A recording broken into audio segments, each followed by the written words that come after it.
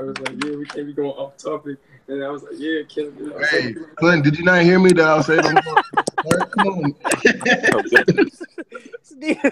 All right, yo, what's up, YouTube? It's your boy Kentama Sensei, and I'm here with Adonis, Yo, what up? Amidu, What's good? What's good? Quentin, What's up, world? and last but not least, Zachary. Hey, how's it going? All right, so the first thing we're going to talk about is the hype from Chapter 878. So what y'all think about it? Bruh. Greatness. Oh my god. Yeah, I'm feeling the hype. I'm feeling it. I'm pumped. Yeah, I'm right there with Adonis here. I'm pumped. super stoked. You know, Luffy versus Katakuri. Finally, we get the showdown. Luffy just looking mad. He's just looking too serious. Like, it's time. He's gonna stop Katakuri. I got a feeling. To be honest with you guys, I feel like this is the best chapter within like the last month. Yeah, definitely. I'll agree with that. I think so. But what I'm happy for is finally a 1v1, entirely 1v1 with Luffy versus with the antagonist. Because he has been getting help since for the longest time, except for like what's the dude's name? Fishman Island and Caesar. But not really. They weren't really even that strong, but he's never really had a 1v1 in the New World. Oh, yeah, Horty Jones. Yeah, Horty Jones. Yeah. Yeah. I mean, he still kind of got help. What a forgettable name is Horty Jones. Like,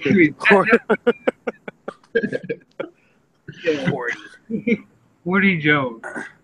But anyways, yeah, go ahead, Adonis. I'm feeling like it's gonna be a pretty decisive step for Luffy, and I feel like it's gonna be a pretty decisive victory as well. I think that I'm hopefully not so much as the hype or to crush the hype of the 1v1, but I'm feeling like it's gonna be pretty. I think this is a statement. I think this is a Luffy statement moment. Yeah. Nah, this fight right here is gonna make all the Yonkos look at Luffy like, oh, taking out top dog, like a right hand man of another Yonko. Nah, we gotta like look at him like as a real threat. Like Kaido, like I don't even know. I agree with Adonis because Luffy has to be able to decisively beat Katakuri in order to escape. Because if he beats him and then he's like incapacitated, like how he usually is when he wins fights, when he wins hard battles, then how's he gonna get out of the mirror world? You know, honestly, to be honest with you, I feel like this fight is gonna be like exactly a 1v1 because Oda put so much emphasis on Luffy breaking the mirror. Yeah, he did too. Yeah, that's what I'm saying. Like he has to be able to beat Katakuri and then have the enough strength to get to where Sanji is. To get out. He's got to put him down. We can't go into a 3-4 round fight. He's got to put him down, like down and out. Like he has to beat his ass like the same way he did Lucci.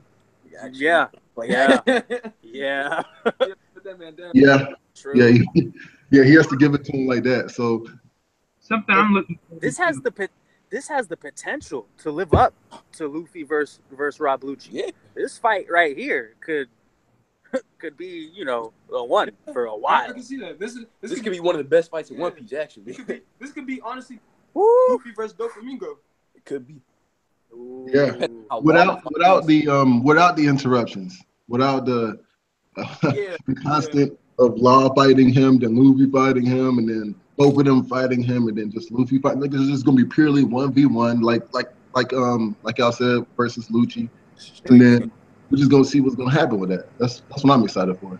So, hey, you guys, let me ask you guys a question. So, like, obviously, we all could kind of agree or like come to a conclusion that we feel like Luffy is not strong enough right now to beat Katakuri. So I feel like he might get some form of a power up, awakening. Yeah. I mean, but if he does get if he does have a power up, isn't that not his strength in order to beat Katakuri? I mean, that's like saying that he wasn't strong enough to beat Doflamingo. He needed a power up, but that was already his strength. Gear 4 was already his strength. You know what I'm saying? So he might have another form of Gear 4 though. I think Gear 4 is like way too recent to just be getting another power up like Awakening. I think it needs to take a little bit more time. We see a couple more people with Awakening. What I do want to see though, and what I am hyped to see, is how much has Luffy's stamina improved because of the fight with Cracker, and this will show that. That is a good. Y'all talking about he can't do a couple rounds with him. I think he can, and I'm hoping to see that his stamina is improved in Gear 4 tremendously, and that's really what's going to make the difference. But if his stamina improves in Gear 4, that means it's not just a minor improvement, it's a major improvement. Because you have to remember, he fought Cracker for hours, and then he fought the Enraged Army, and then he didn't eat for a long time. He ate biscuits, though. He ate biscuits. I mean, after that though. Yeah. He was hungry after that. He did get to rest up in between with Capone Beige. You know, they got to relax for a little while. Yeah, that is true. That is true. With Sanji again, and that's then. True. But something else I wanted to talk about was Luffy being level-headed for once. I mean, I know. That is true. Sensei heard me earlier. You know, I was thinking Luffy was going to go off after Pedro got injured, but instead, he actually formulated a pretty good game plan of dealing with Katakuri and made sure the crew stayed level-headed in their goal of getting out. Like, it's something new from Luffy, and I think everybody wants to see him take the New World seriously. Well, at least on his crew does. And I think he finally... Yeah. You have to remember that Luffy has had at least 3 major sacrifices for him in his lifetime. When Shanks saved him, when Bon Clay saved him, and when Ace saved him. So he's understanding the strength and the power it takes for somebody to sacrifice their life. So he's like, okay, I don't want to waste anybody's life by trying to go fight and do whatever they didn't. Like somebody tried to save my life by doing something, and I'm going to do the exact opposite. That's like spitting on their sacrifice. Yeah. I feel like he finally understood, like, after 3 times, like, okay, when somebody does something for you, you have to run with it. In fact, that makes sense. You got to look back at when Luffy got mad at Sanji for trying to throw his life away to protect the Barati, because that was the whole point of why Zeph sacrificed his leg and his whole pirate fleet to save Sanji. Like that, yeah, Luffy's really like coming a long way. That is true. Yeah, I think from this chapter, I feel like it's definitely shown a maturity of Luffy over the past 2 years. Like, you know what I'm saying? Because the Luffy, I feel like we would have seen before the time skip, he would have, as soon as the explosion would have went off, I feel like he would have went right in there trying to, you know, going crazy, trying to go in and save Pedro. But, you know, this Luffy we have now, it's like the mature Luffy, he looks at the sacrifice and he's like, you know what, let me be the captain and get my crew out of this instead of reacting off of emotions. So I had this feeling, right, and I brought this up to Kentama a couple of days ago. I was saying that I think Oda is dropping a couple of things about Luffy's personality that is a growth change that's going to change how he deals with things, not so much make him less carefree, because that's who he is, and that's who he has to be. But at the same time, I think he's really going to be a different kind of carefree, a different kind of loose, a different kind of all that in order to deal with the things he's got to deal with, because he knows what he's going for now. You know, the goal that he has comes with a lot of stress. You're not just going to be the freest man in the ocean just because you're the pirate king. You got a lot to deal with. And I think he's young, but the next couple arcs, I feel like he's about to grow and start like spitting wisdom things. Like, you know, he'll stop saying stupid stuff and start saying something that makes crazy sense, but it's still funny. It's still Luffy, but it's just grown, you know? I totally agree, because the one thing that we have seen from Luffy is that in situations, maybe in like overall, he'll still be his carefree self, like you're saying. Mm-hmm. But in certain situations like now, when stuff happens, you think Luffy's going to go one way, but he calmly thinks about it. This down's like, you know what? Let's do it this way. This way is smarter. This way is better. He's going to be better and more proactive in doing things and not just going off of his gut.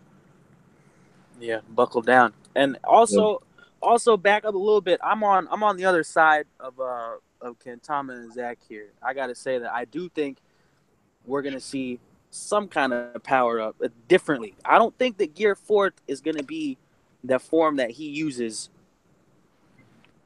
a majority of the time. Or I think we're gonna see a change, a big change, either now, coming up with this fight with Katakuri, or real soon. And I feel like it's gonna be now. We're about to see a shift.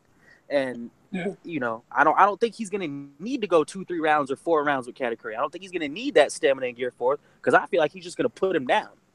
Yep. Snap! What is this? To be honest with you guys, like me personally, I feel like this is where we're gonna get some kind of like the introduction into Luffy's awakening. Like he's gonna start doing things with rubber that we wouldn't really expect. Like that's what I think it's really gonna be. You know, I feel like, you know, because a lot of people would hear this statement and be like, oh, why do you feel like Luffy is gonna get his, like, you know, do something with his awakening? But like, if you go back and you look at Luffy as a character, Luffy is a fighting genius. Like, Luffy is probably up there with like Goku, Sasuke, you know, when it comes to like just being a fighting genius. And you know, like, we have proof of that when Luffy fought the CP9 when he I was just about to say that. Year 2. You know what I'm saying? Like, and I feel like Luffy fighting Doflamingo, he got the idea of awakening. Okay, you know what? Now let me go back and I'm gonna apply this to myself. So, right. The thing is, people will be like, Raleigh helped Luffy master haki, and so there's gonna be another person who's gonna help him master awakening. Like he sees an awakening. He saw haki. He got taught haki. He sees an awakening. He's gonna be taught an awakening. Same type of thing, but not like a major training arc, but just like, hey, just how you do. Oh my God, Luffy, you already know how to use awakening, something like that. I don't know. My vote is Jinbei. Wait, what'd you say about Jinbei? My vote is Jinbei. That Jinbei, like, you know, shows Luffy what's up as far as awakening. How's he gonna teach him awakening when he doesn't have a devil fruit? He don't even have a devil fruit. Yeah. I mean, he don't have to have one. Jinbei knows a lot now.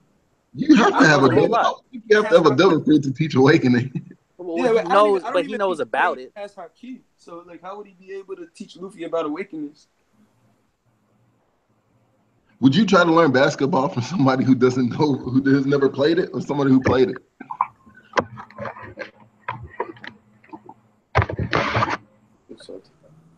Zach, what you got? You know, now I'm back. I feel like this is where Oda, like I said, like, I feel like this is where Oda is going to give us the greatest, like, one of the greatest fights that Luffy has ever done. Is going to be decisive. You know, no cut cards, nobody coming in and, you know, giving Luffy the edge to be able to beat Katakuri. Like, you know, Luffy's going to come in there and he's going to show. In this case, aren't the odds kind of stacked against Luffy? Don't they have like the foot soldiers there too? I mean, he could use Conqueror's Haki. Yeah, I know, but still. I saw Brule, but I think that she was incapacitated. Yeah, she's foaming at the mouth. I feel like Brule is there, so like after Luffy defeats her, he has to work out the mirror world.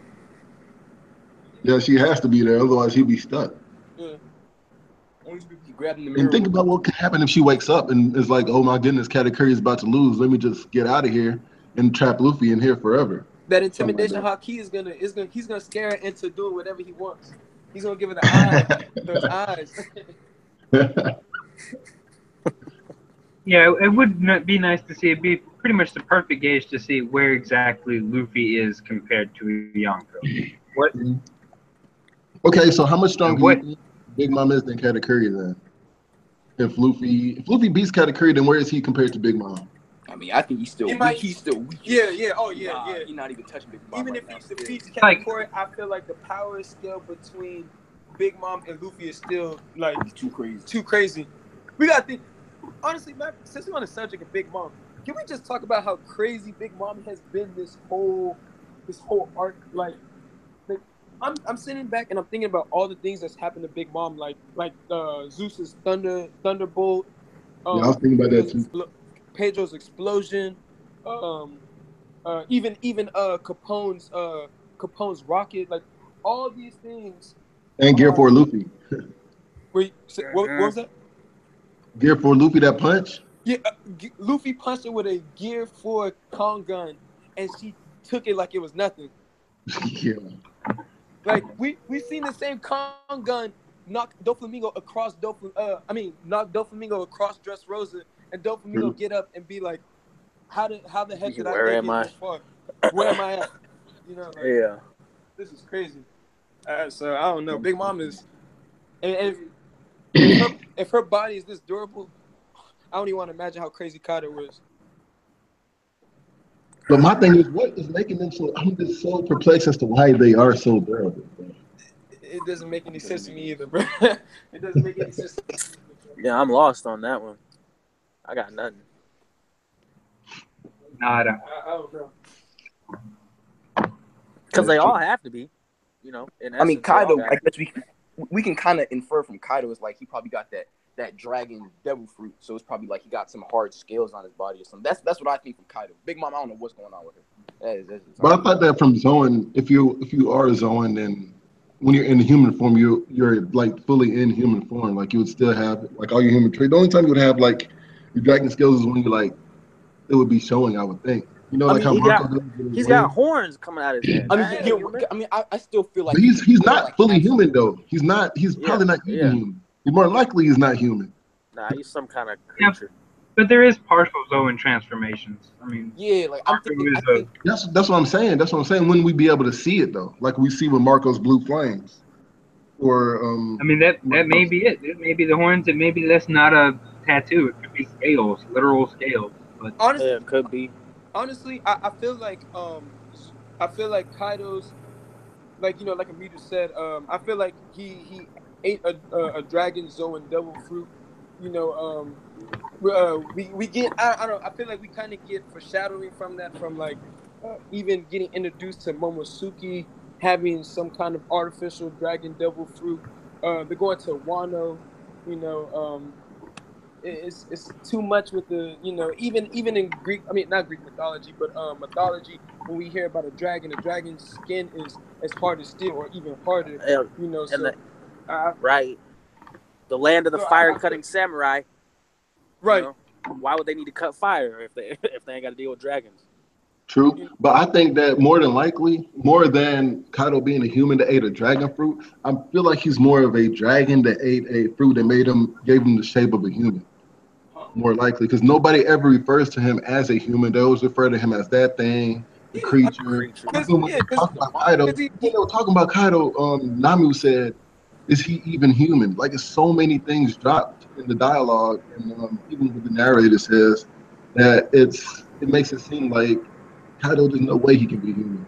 Honestly, I feel like that's just from, you know, he's the leader of the Zoan devil fruit users. Like, you know, there are a whole bunch of random animals, just random creatures. I feel like, you know, that's why I feel like, you know, where they're getting that from, like this man is just a beast, or he's this creature. How do you take down that thing? But then wouldn't they talk about that with Whitebeard though? They refer to him as a human. Like, they don't talk about him like he's because like I guess you could say it's like Whitebeard, because he was more noble. Like Kaido's like crazy. He's what's the right word? Like, he's savage. He don't care. Like, he'll kill anyone. Like, I guess that's why they call him a monster. Yeah, I agree. Like, Whitebeard can talk to. He could be reasoned with. You could confront him without immediately getting into a fight. Yeah. All right. What about Big Mom then? What about Big Mom in terms of monster ability? She's more. We can all agree she's more monster than Whitebeard. She's been called not as much as Kaido. I mean, then the Whitebeard because he was thick. Even the Giants, they were calling her a monster. Like, that's true. That's true. But hey, back to chapter 878. What do y'all think Luffy meant when he said how will we be able to face Pedro? Remember that line? Yeah. Yeah. So do y'all think that he meant in the afterlife, or that Pedro could have survived? And if he did survive, how are we going to face him? Which one do y'all think it is? I think in the afterlife. I think in the afterlife. I think it's just Luffy's just saying it for what if. Like, what if he's alive? How would we be able to face him?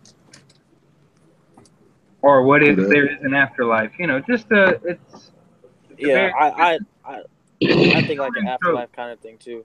It's a shonen trope. It's just one of those things that they say, like, I'll never forgive you. It's, you know, be able to face him. Like, honestly, I feel like Oda wouldn't have put so much emphasis on Carrot trying to attack Katakuri if Pedro wasn't really dead. Like I feel like has been all Game of Thrones on us. Oda has with Monet. You know, Monet was never shown to be alive after. He's been killing a lot of people since Marineford. Most of it on screen. That is true. That is true. But Carrot literally got stopped when she tried to blitz Katakuri. I feel like if he didn't have his observation how he can see in the future, I think he would have gotten blitzed, because it's been shown that she can blitz a lot of people. Like when she blitzed Luffy was like, "Oh, I didn't even see that coming." But Katakuri has that feature. We could see it coming. Huh? I mean, Carrot's a rabbit. She got to be that fast. Like Carrot's too fast. Think about this. Like, I didn't even honestly like to see like all of the stuff that we saw from this chapter, like Carrot being trained by Pedro. Okay, Master, here's the question: like, how much stronger do you guys think Dogtooth and Cat Viper are than Pedro? I mean, Cat Viper. I know what you're talking about. That's a good question. I think that they are. I feel like they're still a few levels above Pedro because they were taking turns fighting Jack, and they were going tip for tip with Jack.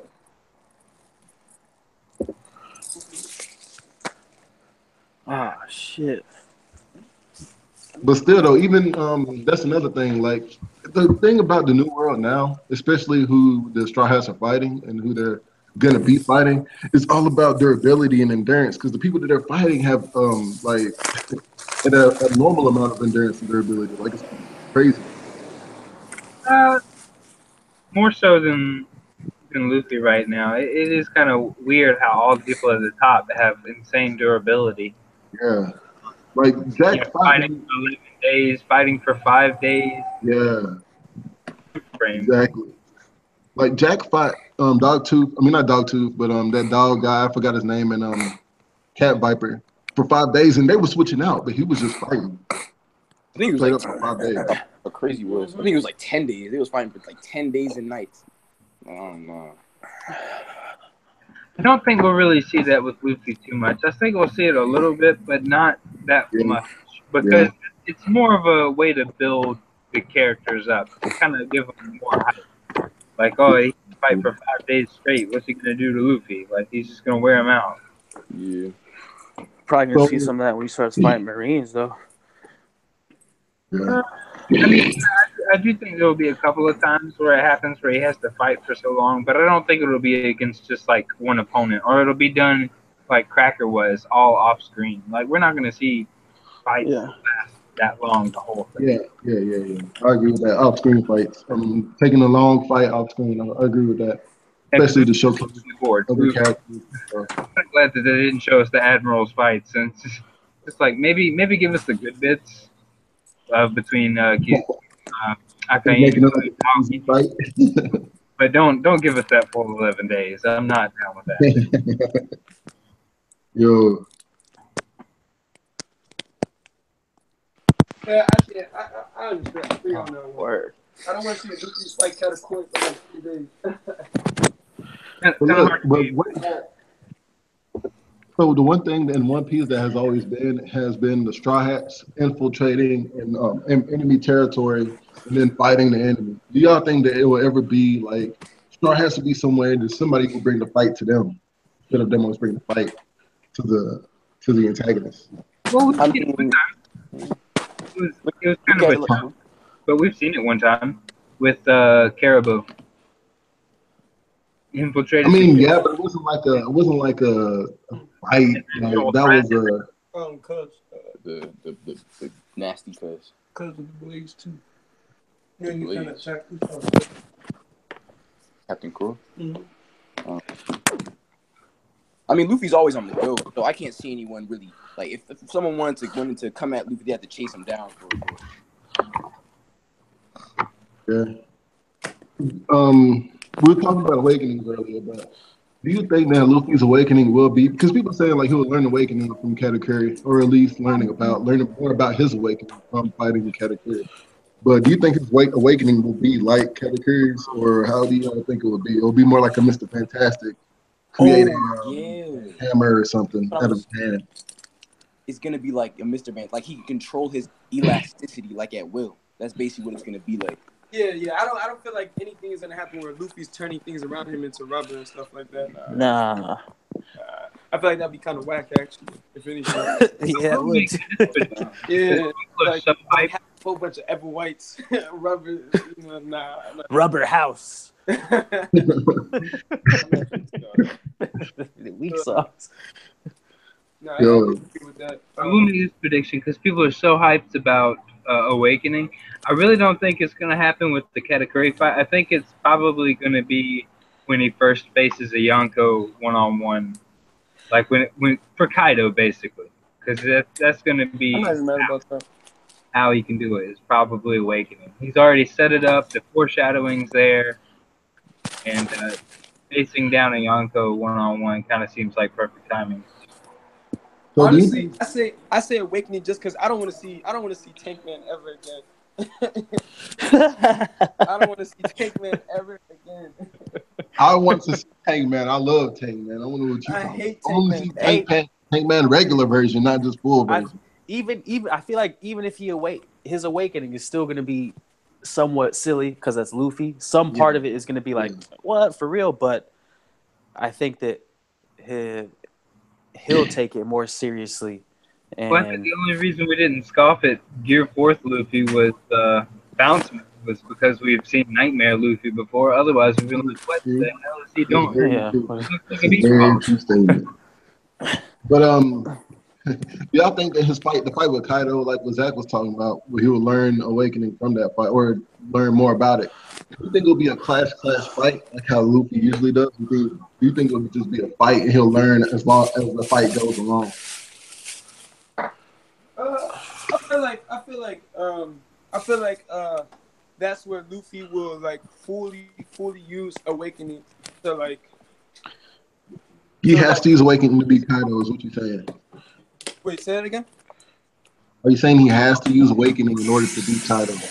I just feel like Oda. I feel like Oda, in a sense, I don't want to say anything with like fan service, but I feel like Oda, he knows what the readers want to see. I feel like instead of Oda giving us another form of Gear Force, I feel like Oda is gonna give us like a glimpse of what Luffy is in his awakening, or like a glimpse of Luffy using his awakening. Like an accidental awakening usage, like, is that what you mean? Yeah, To do something, be like, oh, how did I do that? Say it again. I said, I guess you could say that. Because I mean, we have like in One Piece, we have seen where like Luffy shows glimpses of his powers, like when he was at Marineford and he showed a glimpse of him using Conqueror's Haki. Yeah. True that. I feel like it's going to be more of a pre Kaido awakening, like now versus Katakuri, and then probably in some stages on Wano before he encounters Kaido. I feel like he's going to get it down, and then when he fights Kaido, it's going to be one of those like one up kind of fights, like he takes it to this level and that level, and then just to see how far his potential, because it's limitless. Because we've heard that Luffy his potential is limitless. So I think that's what he's going to showcase, that he's limitless, because Kaido apparently is also limitless. If you can't die, then your power is limitless. So somebody's gonna, man, where do we stand here? But one thing I'm tired of, I don't know about y'all, but I'm tired of Luffy always trying to. You said of Luffy always fighting? I'm tired of Luffy always trying to just fight people with like how he tried to fight Doflamingo with Gear 2 and 3 the whole fight, and then all of a sudden he was like, okay, I can't beat you like that, so I'm gonna use Gear 4. Like, I want to see him use Gear 4 or some type of like his a stronger power, engage the opponent better than trying to defeat them. Honestly, I feel like Luffy does that in a way to like kind of gauge the power and strength between like him and the characters and stuff like that. Like I feel like for example, like Luffy was fighting Horty. I feel like Luffy was just really just playing with him in Gear 2 because he knew he didn't really need to go. He did need to go Gear 4 to beat Horty. Oh, Horty. Oh, I thought you said Doflamingo. My fault. Oh no. He definitely didn't need Gear 4 for Horty. My fault. I don't even think he needed Gear 2. But hold up, what's it called? This live stream was cool. What's it called? We gotta leave right now. I guess we're about to just catch y'all next week or something like that. All right, then. All right. Thanks for having us. Yeah. Take it easy, buddy. Peace, y'all.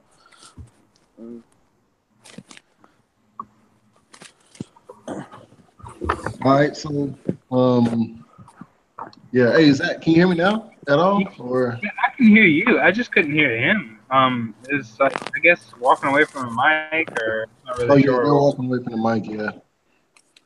I'm still on. What's good?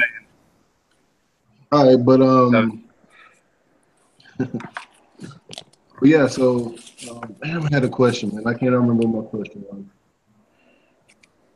Patience. Oh yeah. So one thing people were talking about, people were mad at, was how Luffy used the elephant gun and then he switched it up into a just grabbing Katakuri. And then they were like, Katakuri sees the future, he should have been able to dodge that or something like that. But if you look at the chapter, if you look at the pages, Katakuri was like, yeah, if you do that, then I won't be able to do anything. So it's not that he didn't see it, it's just that he knew he couldn't do anything to stop Luffy from grabbing.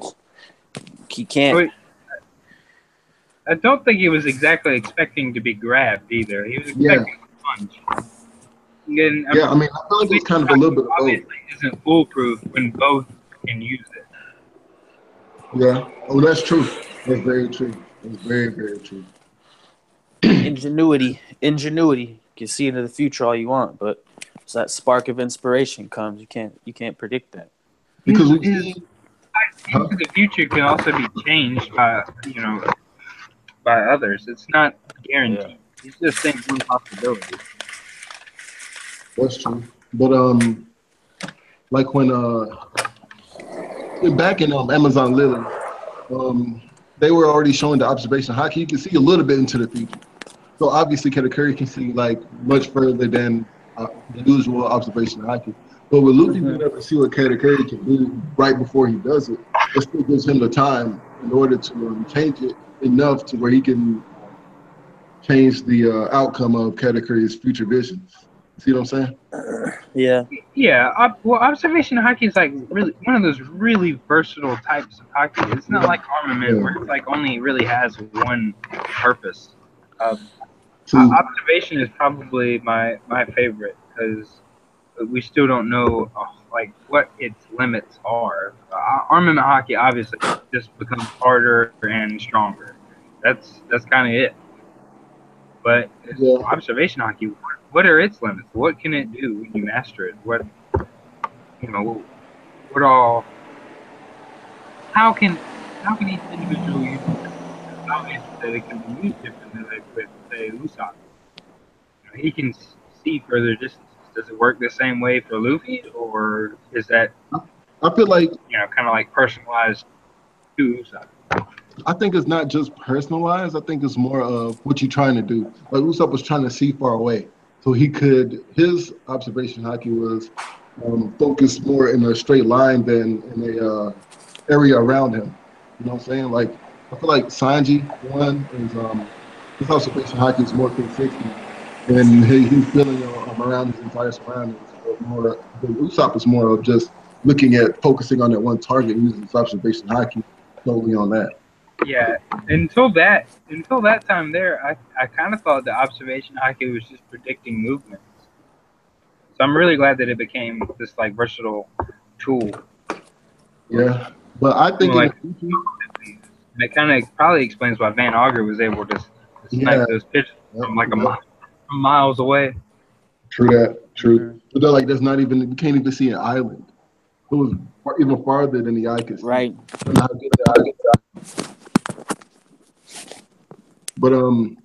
I think that one way to that they will be able to be observation haki is intimidation haki. That's the one thing that has not been touched on for real in One Piece, and I feel like it's going to be touched on in Wano. When because Zoro is the one that uses intimidation haki. Because my thing is that Luffy is the one with the mostly using armament, and Sanji is gonna be the best with the observation, and Zoro is gonna be the best with intimidation. Because Oda likes doing things in brief. They're all gonna have the different forms, but I feel like that's just gonna be each is gonna be their own bread and butter. To each his own, because there should be. I feel like with observation haki, how it can be used in a more versatile way. I feel like armament haki should be expanded upon, and intimidation haki also, because it should be user fit.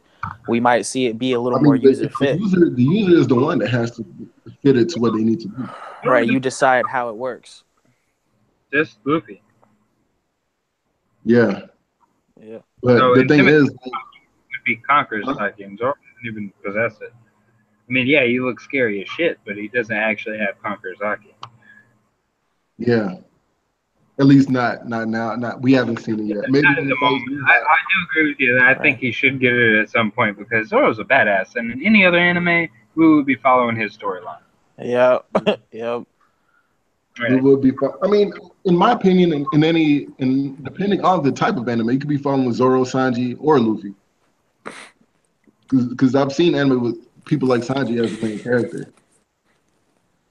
Yeah, it is kind of weird. The monster trio is like the three archetypes of main characters. Exactly. Kind of neat.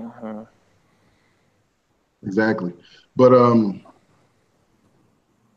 so yeah, let's talk about intimidation haki because that's one thing that I feel like people don't ever really like give a chance. But I think that intimidation haki is more than what people give it credit for. People feel like intimidation haki is just like a weaker form of conqueror's haki. You know what I'm saying?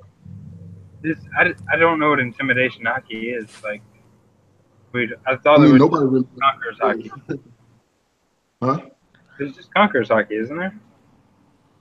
I mean, all right. So what I thought, like how Zoro intimidated Monet when he flashed her. He didn't even like I said, that's just because he's a scary motherfucker. He didn't even use haki. He was just scared somebody. No, but that's what I'm saying though. It could have. We don't know he didn't for a fact that he didn't know. It could have been his intimidation. Right. Intimidation. Could have used this form of haki that was never talked about by Rayleigh. It was talked about by Rayleigh. No, Conqueror's haki was. Intimidation was too. He said intimidation, observation, and armament. No, he said Conqueror's haki. Intimidation, observation. Man, what did I get? Let me see. Yeah, I might have to go back and read that chapter then. I'm gonna have to go back too because I might be wrong. So I think I'm remembering it might be I was pretty sure it was just three: Conquerors, armament, and observation. Yeah, I think it was just three. I think. Yeah. Conquerors had the ability to intimidate animals and people by knocking them unconscious, but so far that's really all it's shown to do, other than basically being a guideline for who's got the most potential. Yeah, a measuring stick, kind of like. Yeah, honestly, it's like one of those allusions to destiny in One Piece, like where some people are just fated to be big names and to do great things, and that's Conqueror's haki is like a physical manifestation of that. That's how I thought, but I could be wrong. I'm probably wrong because it's Oda. That dude does everything different. Right, no telling with Oda. There's no telling. With what we expect now, we might not see soon. All right, so I quickly did some Googling, and some people said the intimidation haki is Conqueror's haki. Okay, yeah. Basically. So maybe Zoro already has Conqueror's haki right now. But we just haven't seen him use it yet. I mean, because you got to think about it, you got to have a great will in order to want to be the strongest swordsman ever in the world. Yeah, a real strong will. And enough to back it up, too. Yeah. Well, I feel like everybody's dropping out. Don, I think it's just me and you right now, so. Hello? Okay, I guess it's just me. Oh, my bad. Oh, well, I mean, let's just wrap it up right here because I feel like we run out of stuff to talk about. But you never run out of stuff to talk about with One Piece, sir. You're at work right now. Adonis is the champ, ladies and gentlemen. He is right now currently at work. I know you heard him doing a whole bunch of stuff. He's working still out here. Doing what you got to do. Stay on the grind, but never lose your mind, man. I'm always staying happy with the One Piece, man. Always. Hey, one piece of mind right there. All right, y'all. Be positive, be easy. See y'all later.